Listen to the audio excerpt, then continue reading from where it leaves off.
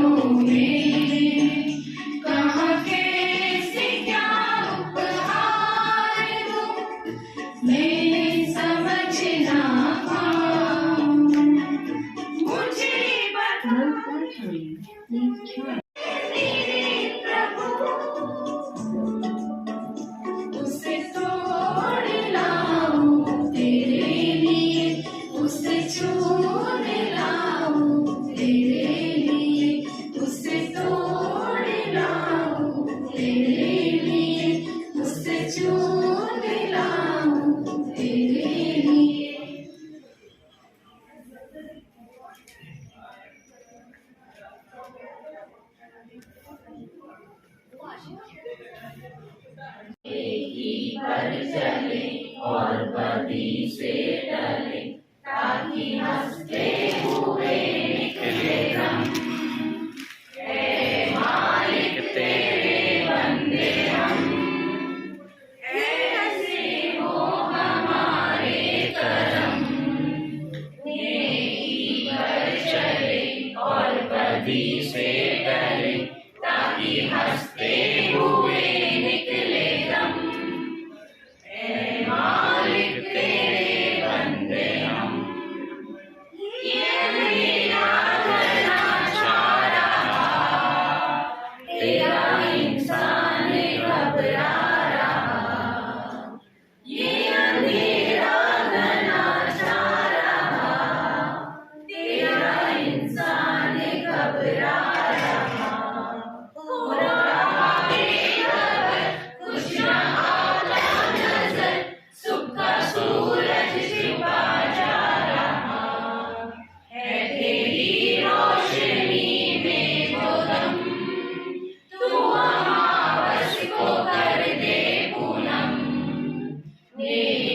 पर चले और बदी से डले, ताकि हंसते हुए निकले दम।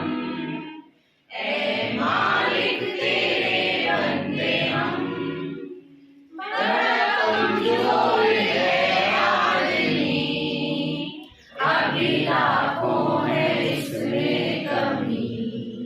बड़ा कमजोर है आदमी, अभी लाखों है इसमें कमी। पर तू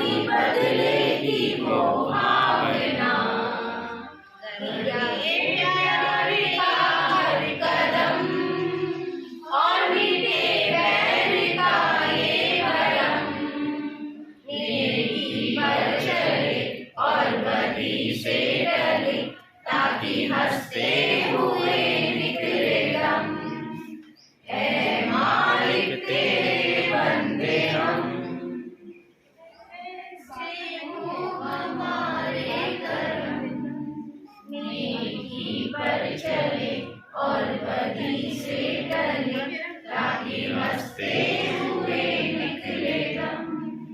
तो उसको 4 किलोमीटर लगेंगे। अगर वो नदी से जाता है तो उसको 20 मिनट में गाँव पार हो जाएगा उसका। तो बिजनेसमैन जो है वो नाव से जाने की सोचता है, तो वो जाता है और नाव छोटी होती है और नाव के अंदर वो व्यक्ति नाव चलाता है, तो बिजनेसमैन उस नाव में बैठ जाता है और नाव चलती है।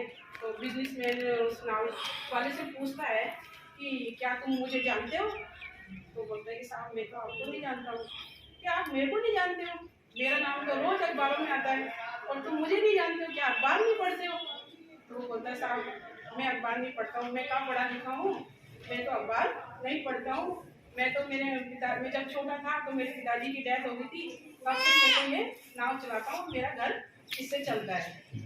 वो बोलता है बिजनेसमैन, यार तूने पढ़ाई लिखा नहीं की, तो अखबार नहीं पढ़ता है, तेरी जिंदगी का क्या फायदा है इसी जिंदगी का, तो तुझे अखबार पढ़ना नहीं आता। फिर वो थोड़ी देर आगे चलता है, फिर वो बिजनेसमैन उससे पूछता है कि देख ये सामने जो गांव का एरिया दिख रहा है, मैं यही मिनरल वाटर की फैक्ट्री डालूंगा तेरे गांव में। और तो वो कहता है नाव वाला कि किसकी फैक्ट्री, क्योंकि उसको पता नहीं चलता है कि मिनरल वाटर क्या होता है। तो बिजनेसमैन कहता है कि पानी की बोतलें जो बनती है ना शहर में जो बिकती है पैसों में, वो मैं यहाँ बनाऊंगा, तेरे गांव में नहीं बेचूंगा, उसको मैं शहर में बेचूंगा। तो बोला साहब तूने कभी शहर नहीं देखा, वो पानी की बोतलें पैसों में बिकती है? तो नाव वाला कहता है कि साहब मैं तो कभी शहर ही नहीं गया, मैं तो इसी गांव में हूँ और नाव चलाता हूँ और अपना घर खर्च चलाता हूँ। तो वो बोलता है तेरी जिंदगी का क्या फायदा है इसी का, तूने शहर ही नहीं देखा। तो वो नाव वाला सोचता है ऐसा कि सही में मेरी जिंदगी का कोई फायदा नहीं है ऐसी जिंदगी का, ना तो मुझे पढ़ना आता और न कभी मैं शहर गया। तो उसका ध्यान भटक जाता है, ध्यान भटकते ही उसकी नाव जो होती है बड़े पत्थर से जाके टकराती है, टकराते ही और उसमें छेद हो जाता है नाव के अंदर। अब छेद हो जाता है तो उसमें धीरे धीरे पानी भरने लगता है, अब वो नाव टेढ़ी होकर डूबने लगती है। तो वो नाव वाला पूछता है कि साहब आपको तैरना तो आता है? कि क्या हुआ कि साहब पानी भर गया, नाव डूबने वाली है। तो वो कहता है कि बिजनेसमैन कहता है कि साहब मेरे को तो तैरना नहीं आता।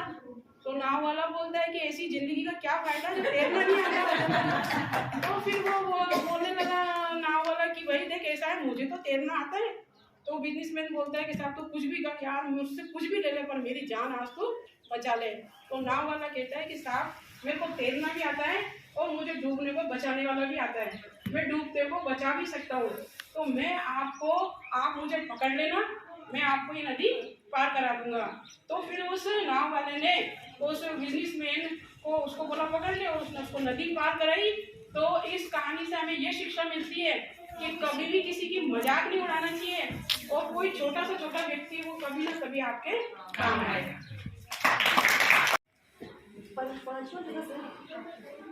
चतुर्थ ग्रुप 5वां दिवस।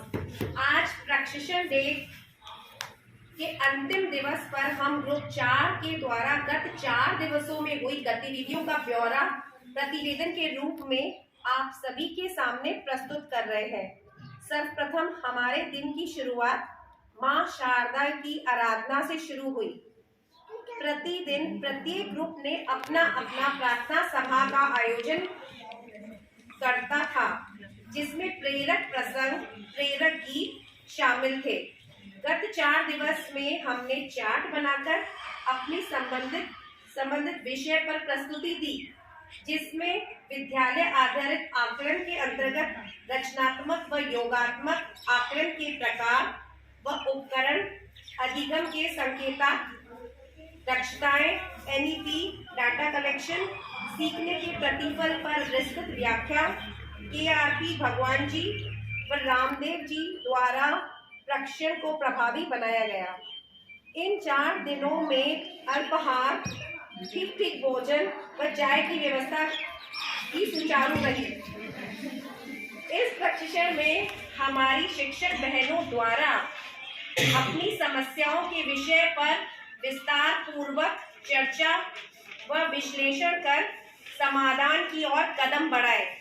जैसा नाम है वैसा ही दोनों KRP के व्यवहार से हमारा प्रशिक्षण आकर्षक व प्रेरणादायक, सुचारू व निर्बोध रहा।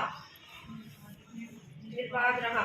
इस परीक्षण से हम निश्चित रूप से लाभान्वित हुए व हमें किस प्रकार विद्यालय में बच्चों का आकलन व उनकी योग्यता को किस प्रकार निखारना है व उनको नए आयामों तक पहुंचाने में अपनी भूमिका निभानी है। धन्यवाद।